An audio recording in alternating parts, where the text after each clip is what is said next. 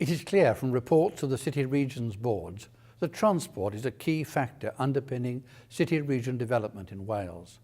Transport strategy is a key to delivering integration not only between different modes of transport, but also between transport policy and wider policy areas such as economic development and land use planning. A number of key issues and developments are emerging in Manchester and the north of England, which are relevant to the committee's work on transport and city regions here in Wales. The recent National Assembly for Wales Business and Enterprise Committee's visit to Manchester provided us with an opportunity to discuss how these issues are managed by the Greater Manchester Combined Authority and Transport for Greater Manchester. These issues include the transport strategy, the planning process, particularly how transport planning supports economic development,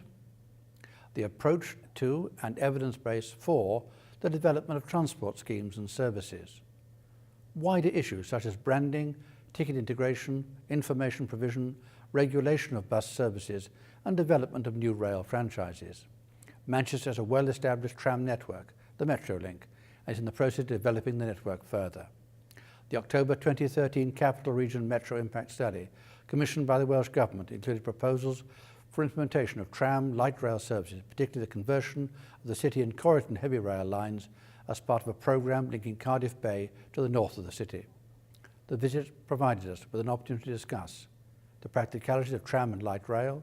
the cost of construction and operation, the potential benefits of converting suburban heavy rail,